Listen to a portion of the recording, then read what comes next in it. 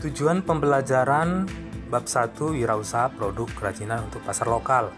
Setelah mempelajari bab ini, peserta didik mampu satu menghayati bahwa akal pikiran dan kemampuan manusia dalam berpikir kreatif untuk membuat produk kerajinan serta keberhasilan wirausaha adalah anugerah Tuhan. Yang kedua, menghayati perilaku jujur, percaya diri, dan mandiri serta sikap bekerja sama, gotong royong, bertoleransi, disiplin, bertanggung jawab, kreatif dan inovatif dalam membuat karya kerajinan untuk pasar lokal guna membangun semangat usaha. Yang ketiga, mendesain dan membuat produk serta pengemasan karya kerajinan untuk pasar lokal berdasarkan identifikasi kebutuhan sumber daya, teknologi, dan prosedur berkarya.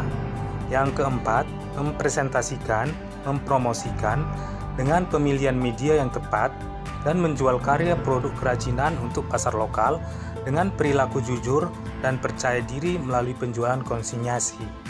Yang terakhir, menyajikan wirausaha kerajinan untuk pasar lokal berdasarkan analisis pengelolaan sumber daya yang ada di lingkungan sekitar. Selanjutnya kita masuk ke hukum ekonomi. Hukum ekonomi dasar menjelaskan bahwa terdapat hubungan antara ketersediaan barang di pasar dengan permintaan pembeli. Titik temu antara permintaan dan pengadaan adalah penetapan harga jual produk. Ketersediaan barang yang melebihi permintaan pembeli akan menurunkan harga barang. Sebaliknya, ketersediaan barang yang lebih rendah daripada permintaan pembeli dapat menyebabkan harga barang menjadi lebih tinggi. Produk kerajinan memanfaatkan keterampilan tangan. Proses pengerjaan produk kerajinan membutuhkan waktu yang lama. Industri kerajinan hanya dapat menghasilkan jumlah barang yang terbatas dalam rentang waktu tertentu. Berbeda dengan industri manufaktur yang mampu menghasilkan produk dalam jumlah besar dalam waktu yang singkat. Hal tersebut memberikan peluang produk kerajinan dengan keunikannya untuk memasuki pasar sebagai produk dengan jumlah terbatas. Produk yang unik dengan jumlah terbatas dapat memiliki harga jual yang lebih tinggi. Dengan demikian, untuk mendapatkan peminat yang tinggi, kita harus melakukan riset pasar terlebih dahulu. Hasil riset pasar akan mendasari proses perancangan produk kerajinan yang inovatif. Rancangan produk terwujud melalui kegiatan wirausaha dengan didukung oleh ketersediaan sumber daya manusia, material, peralatan, cara kerja, pasar, dan pendanaan. Daya yang dikelola dalam sebuah wirausaha dikenal pula dengan sebutan 6M, yaitu man, manusia, money, uang, material, bahan, mesin, peralatan, method, cara kerja, dan market, pasar. Man atau manusia adalah salah satu faktor keberhasilan wirausaha adalah keberhasilan mengelola sumber daya manusia yang terlibat dalam setiap proses yang terjadi dalam usaha. Pengelolaan sumber daya manusia juga termasuk pengelolaan ide-ide inovatif yang dapat bermanfaat baik untuk perkembangan produk dan maupun usaha secara umum. Uang atau money dapat dipahami sebagai dana yang menjadi modal usaha, perputaran uang melalui pengeluaran dan pemasukan yang terjadi dalam usaha tersebut. Kemampuan pengelolaan uang termasuk kemampuan mengelola keuntungan yang diperoleh untuk pengembangan usaha agar menjadi lebih besar. Sedangkan bahan, peralatan, cara kerja adalah bahan yang digunakan, cara produksi, dan peralatan yang digunakan untuk memproduksi barang. Kemampuan wirausahawan dalam mengelola produksi yang efektif dan efisien dapat menghasilkan keuntungan wirausaha yang lebih besar. Untuk melengkapi sumber daya yang dikelola dalam sebuah wirausaha, yaitu salah satunya adalah market. adalah pasar sasaran dari produk yang dihasilkan oleh suatu usaha. Pengetahuan tentang pasar sasaran menjadi salah satu kunci penting untuk keberhasilan suatu usaha. Posisi suatu usaha terhadap pesaingnya harus diketahui oleh wirausahawan agar dapat memenangkan persaingan. Persaingan yang terjadi dapat mempengaruhi rancangan produk yang akan dibuat serta keputusan penetapan harga jual produk.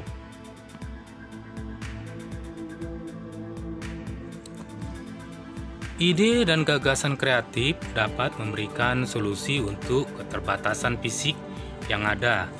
Ide kreatif membuat ekonomi terus tumbuh. Gelombang dengan ide kreatif sebagai penggeraknya disebut sebagai gelombang ekonomi kreatif.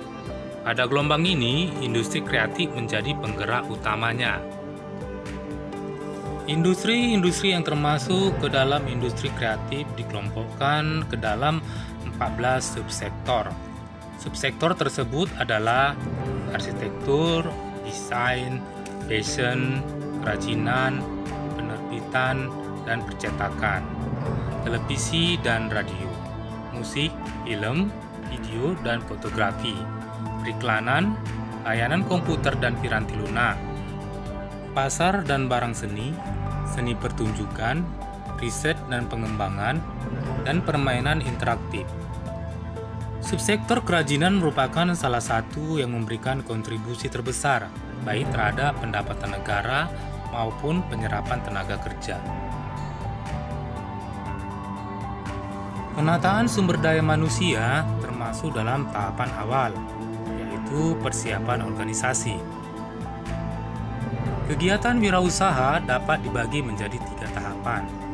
Tahapan pertama adalah persiapan organisasi dan perancangan produksi. Kegiatan wirausaha membutuhkan kerjasama dari beberapa pihak, baik internal maupun eksternal organisasi. Hubungan baik antara wirausahawan dengan pemasok bahan baku, pekerja, dan pembeli harus terjaga. Hubungan baik dapat terjadi dengan adanya rasa kepercayaan dan sikap saling menghargai.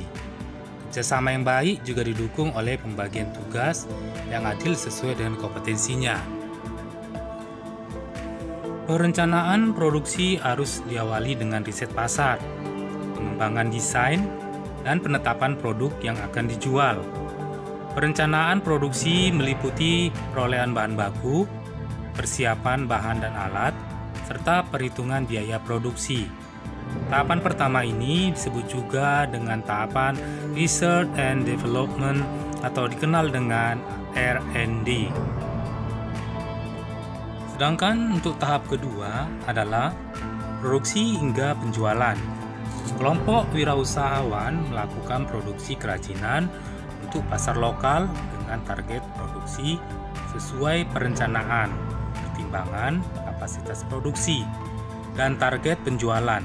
Pada tahap ini dilakukan pula distribusi produk dan pemasaran. Tahapan ini disebut juga dengan production and distribution. Untuk tahapan ketiga adalah evaluasi dari seluruh kegiatan wirausaha yang telah dilakukan. Evaluasi bertujuan untuk mengetahui kekurangan dan melakukan perencanaan perbaikan agar wirausaha dapat berkembang menjadi lebih baik. Itulah 3 penataan sumber daya manusia termasuk dalam tahapan awal, yaitu persiapan organisasi. Setelah kita selesai untuk persiapan organisasi, kita masuk kembali ke perencanaan usaha kerajinan untuk pasar lokal. Berdasarkan luasnya, pasar dapat dibedakan menjadi pasar lokal, pasar nasional, dan pasar global atau pasar internasional.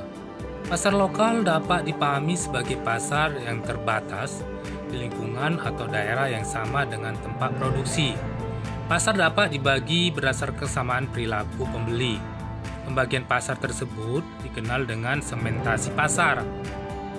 Segmentasi pasar sasaran dapat dibedakan secara geografis atau tempat secara demografis. yaitu usia, gender, bangsa dan etnis, pekerjaan, tingkat ekonomi. Dan secara psikografis, yaitu karakter kelas sosial, gaya hidup, dan kepribadian. Pasar sasaran yang berbeda memiliki kebutuhan, keinginan, dan selera, dan daya beli yang berbeda pula. Kebutuhan dan keinginan dari suatu daerah bisa berbeda dengan daerah yang lain. Kebutuhan dipengaruhi oleh kondisi lingkungan, misalnya daerah yang bersuhu rendah menyebabkan orang-orang membutuhkan penghangat.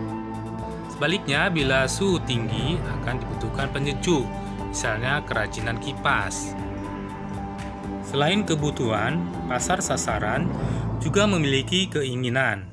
Keinginan untuk memiliki produk pada umumnya muncul dari gaya hidup dan selera.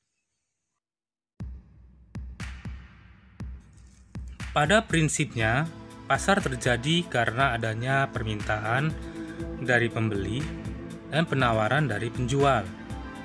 Potensi pasar dapat diketahui melalui dua pendekatan, yaitu pendekatan permintaan dan pendekatan penawaran. Pendekatan permintaan adalah dengan mencari tahu kebutuhan dari pasar sasaran. Sedangkan pendekatan penawaran mengandalkan pada kemampuan wirausahawan membuat produk inovatif.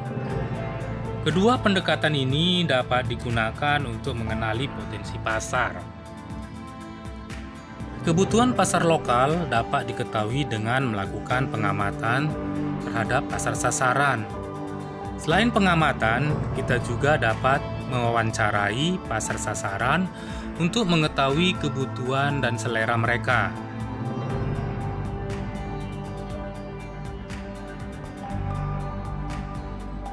Pasar sasaran adalah kelompok pasar atau konsumen yang ditargetkan untuk membeli suatu produk. Penetapan pasar sasaran suatu produk sangat penting dilakukan agar produk yang akan dibuat sesuai dengan pasar yang akan dituju.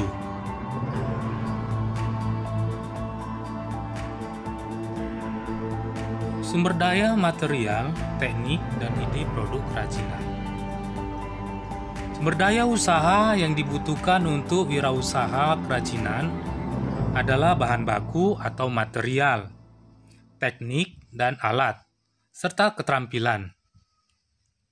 Wirausaha kerajinan untuk pasar lokal dapat dimulai dengan melihat potensi bahan baku, potensi teknik, dan keterampilan yang ada di daerah tersebut.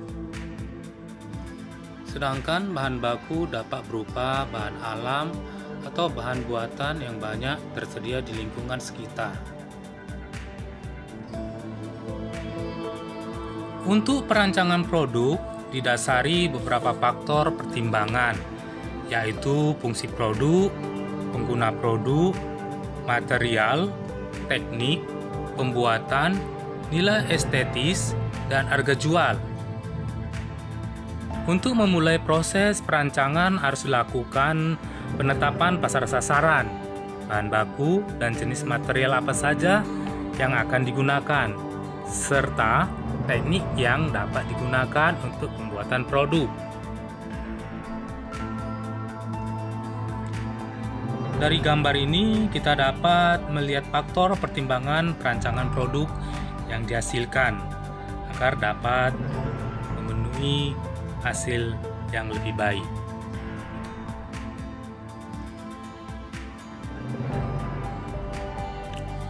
Di poin B ada perancangan dan produksi kerajinan untuk pasar lokal. Data tentang pasar sasaran, potensi bahan baku, dan teknik yang terdapat di daerah sudah diketahui. Beberapa kebutuhan dari pasar sasaran sudah pernah diamati. Hal-hal tersebut akan menjadi dasar bagi langkah selanjutnya, yaitu perancangan produk kerajinan untuk pasar lokal. Proses perancangan produk diawali dengan pencarian ide, dilanjutkan dengan pembuatan gambar atau sketsa ide. Ide terbaik kemudian dikembangkan menjadi model dari kerajinan yang akan dibuat, dilanjutkan dengan persiapan produksi. Produksi adalah membuat produk dalam jumlah tertentu sehingga siap menjadi komoditi yang akan dijual.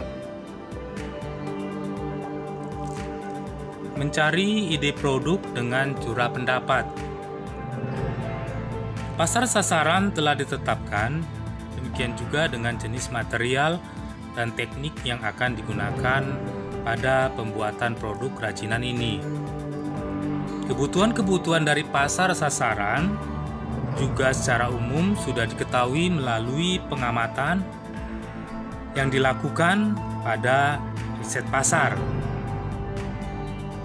Langkah selanjutnya adalah mencari ide produk apa yang tepat untuk pasar sasaran yang dipilih.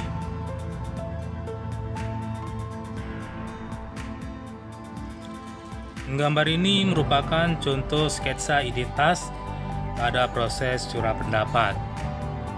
Dalam proses tahapan curah pendapat, jangan ada perasaan takut salah. Setiap orang berhak mengeluarkan pendapat, saling menghargai pendapat teman, boleh memberikan ide yang merupakan perkembangan dari ide sebelumnya, dan jangan lupa mencatat setiap ide yang muncul.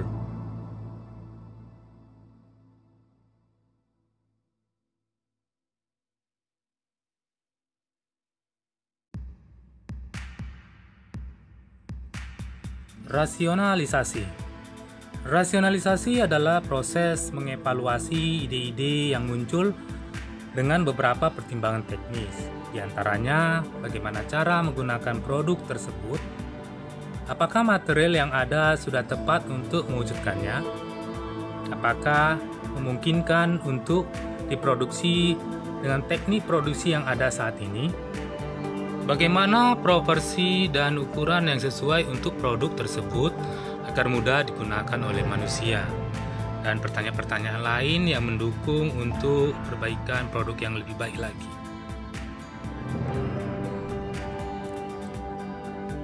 Ini merupakan contoh sketsa desain akhir dari sebuah tas. Perhatikan sketsa-sketsa yang telah dibuat, pilih ide-ide yang dianggap baik dan potensial untuk membuat produk kerajinan untuk pasar lokal. Kembangkan ide-ide ini dengan rasional, lalu tuangkan ke dalam sketsa-sketsa selanjutnya.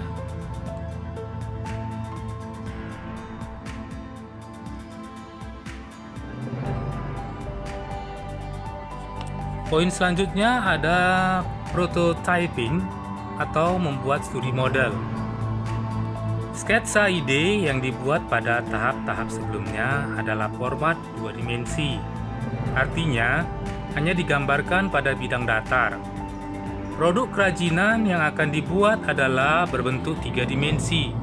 Maka studi bentuk selanjutnya dilakukan dalam format 3 dimensi, yaitu dengan studi model. Studi model dapat dilakukan dengan material sebenarnya maupun bukan material sebenarnya. Material sebenarnya adalah material yang akan digunakan pada produksi kerajinan. Alat bantu yang dapat digunakan dalam pembuatan studi model adalah gunting, cutter, lem, selotip, atau alat pemotong dan bahan perekat lainnya.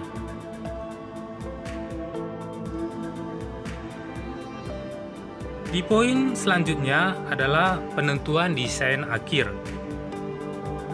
Studi model dapat menghasilkan 3-5 buah model. Penetapan desain akhir dapat dilakukan melalui diskusi atau evaluasi.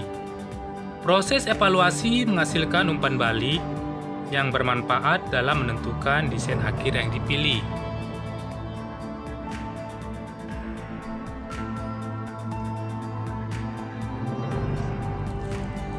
Ini merupakan contoh beberapa penentuan desain akhir ya. Ada beberapa gambar yang bisa kita perhatikan agar dapat menentukan bagaimana bentuk desain akhir tersebut.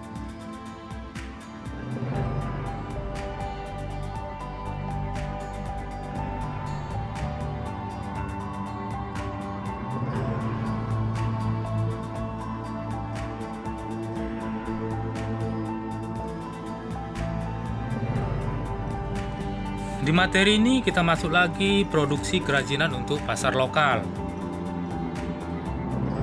Tahapan produksi secara umum terbagi atas pengelolaan bahan atau pembahanan, pembentukan, perakitan, dan finishing.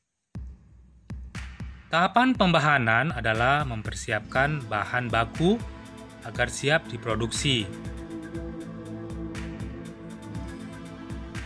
Ini merupakan gambar alur tahapan produksi, dari mulai bahan baku, pembahanan, pembentukan, perakitan, selanjutnya finishing, dan menghasilkan produk.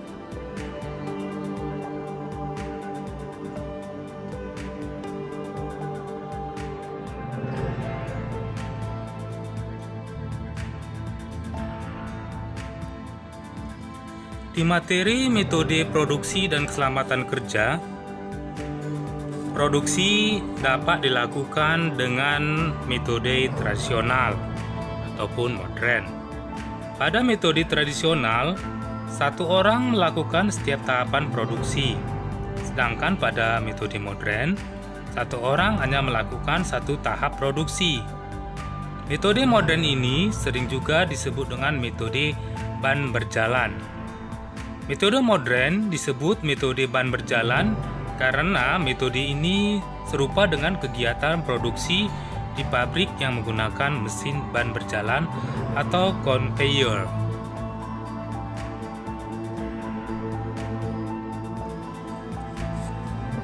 Kita perhatikan gambar dari metode kerja tradisional dan metode produksi modern.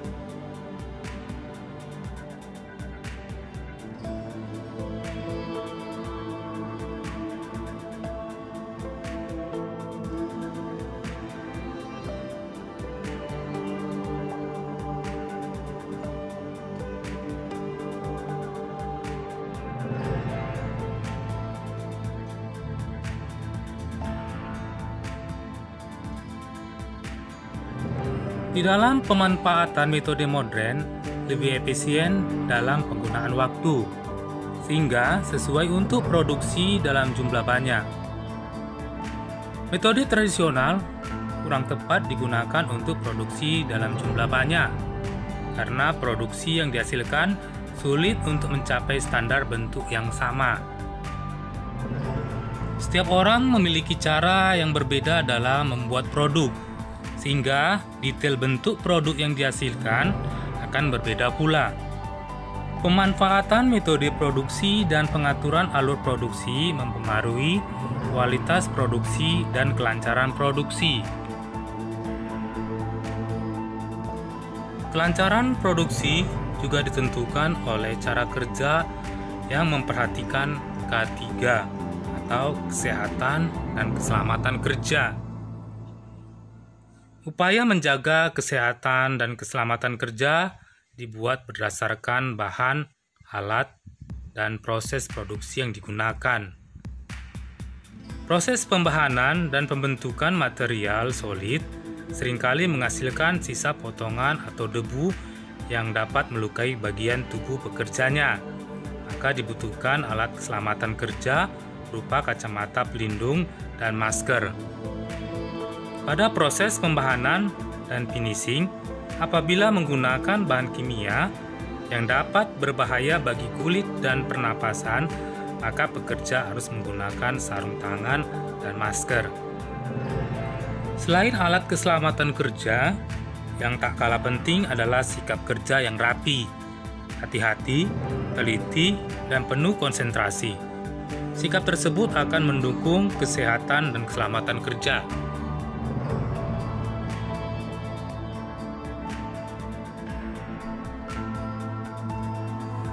Ini merupakan gambar peralatan kesehatan dan keselamatan kerja. Ada sarung tangan, kacamata, pelindung pendengaran, dan masker. tapi masih banyak lagi alat kesehatan dan keselamatan kerja. Ini adalah merupakan satu contoh yang sering digunakan dalam K3 atau perawatan kesehatan dan keselamatan kerja. Materi selanjutnya adalah kemasan sebagai bagian penting kerajinan untuk pasar lokal. Kemasan produk kerajinan berfungsi untuk melindungi produk dari benturan dan cuaca, serta memberikan kemudahan membawa. Kemasan juga berfungsi untuk menambah daya tarik dan sebagai identitas atau brand dari produk tersebut. Fungsi kemasan didukung oleh pemilihan material, bentuk, warna, teks, dan grafis yang tepat.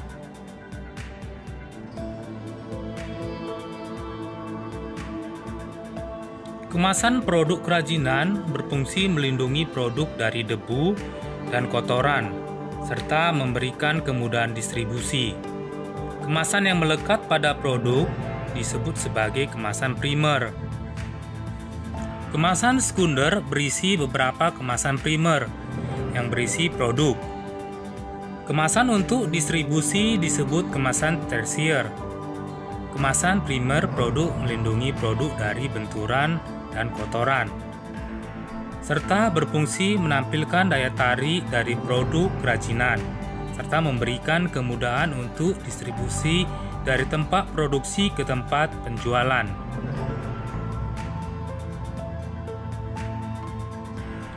Di poin C, kita masuk ke materi perhitungan harga jual produk kerajinan pasar lokal. Harga jual produk adalah sejumlah harga yang dibebankan kepada konsumen yang dihitung dari biaya produksi dan biaya lain di luar produksi seperti biaya distribusi dan promosi. Biaya produksi adalah biaya-biaya yang harus dikeluarkan untuk terjadinya produksi barang. Unsur biaya produksi adalah biaya bahan baku, biaya tenaga kerja, dan biaya overhead. Metode penghitungan harga pokok produksi dapat dibuat dengan dua pendekatan. Pendekatan pertama adalah full costing, dan pendekatan kedua adalah variable costing.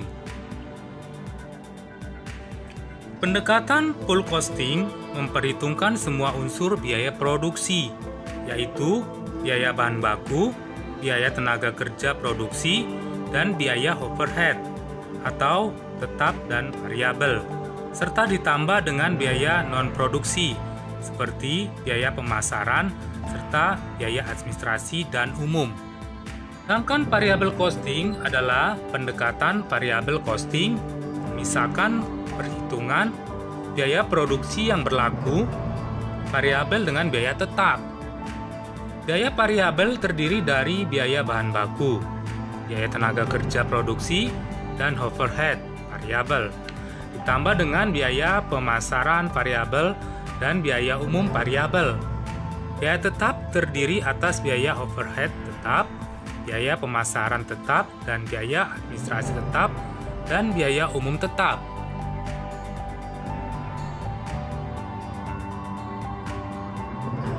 Metode penetapan harga produk secara teori dapat dilakukan dengan tiga pendekatan, yaitu pendekatan permintaan dan penawaran. Dari tingkat permintaan dan penawaran yang ada, ditentukan harga keseimbangan dengan cara mencari harga yang mampu dibayar konsumen dan harga yang diterima produsen sehingga terbentuk jumlah yang diminta sama dengan jumlah yang ditawarkan. Yang kedua, pendekatan biaya. Menentukan harga dengan cara menghitung biaya yang dikeluarkan produsen dengan tingkat keuntungan yang diinginkan. Yang ketiga, pendekatan pasar, yaitu merumuskan harga untuk produk yang dipasarkan dengan cara menghitung variabel-variabel yang mempengaruhi pasar dan harga seperti situasi dan kondisi politik, persaingan, dan sosial budaya. Di materi poin D ada media promosi produk kerajinan untuk pasar lokal. Promosi merupakan salah satu strategi pemasaran. Strategi pemasaran produk memanfaatkan bauran dari strategi produk, place, price, dan promotion, atau dikenal pula dengan sebutan 4P. Kesuksesan suatu produk di pasaran tidak hanya ditentukan oleh kualitas produk dan harga yang tepat, melainkan juga tempat penjualan dan cara promosi. Kegiatan dan media promosi tergantung dari pasar sasaran yang merupakan target dari promosi tersebut dan tempat penjualan produk yang dilakukan. Promosi produk dapat dilakukan diantaranya dengan mengadakan kegiatan di suatu lokasi, promosi melalui poster atau iklan di media cetak, radio, maupun media sosial.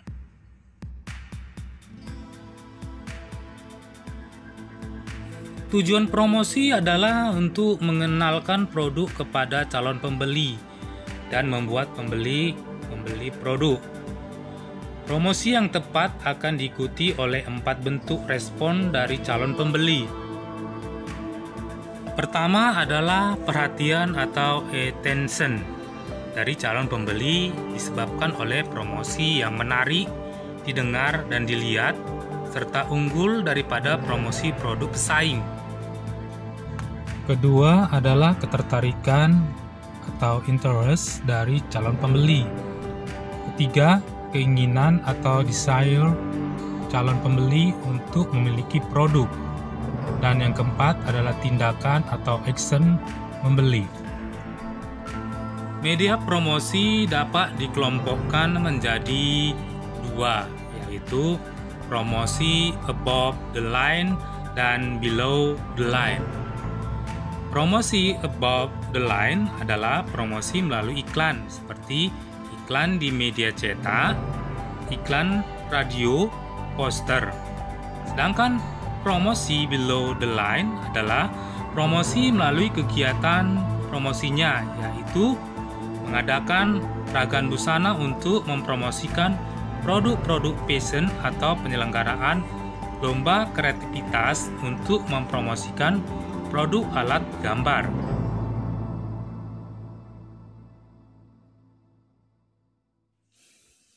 Di materi selanjutnya adalah penjualan sistem konsinyasi produk kerajinan untuk pasar lokal.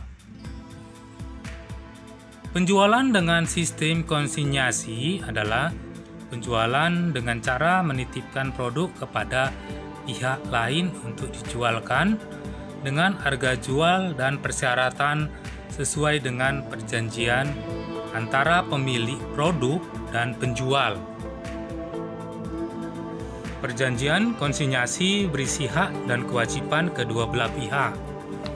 Informasi yang harus ada dalam perjanjian konsinyasi adalah nama pihak pemilik barang, nama pihak yang dititipi barang, nama dan keterangan teknis barang yang dititipkan, ketentuan penjualan, ketentuan komisi, atau keuntungan yang akan diperoleh toko. Dari materi-materi yang sudah kita bahas tentang wirausaha produk kerajinan untuk pasar lokal, kita dapat menyajikan wirausaha kerajinan untuk pasar lokal berdasarkan analisis pengelolaan sumber daya yang ada di lingkungan sekitar kita. Sampai di sini video pembelajaran ini saya sampaikan. Sampai jumpa di video saya selanjutnya. Terima kasih.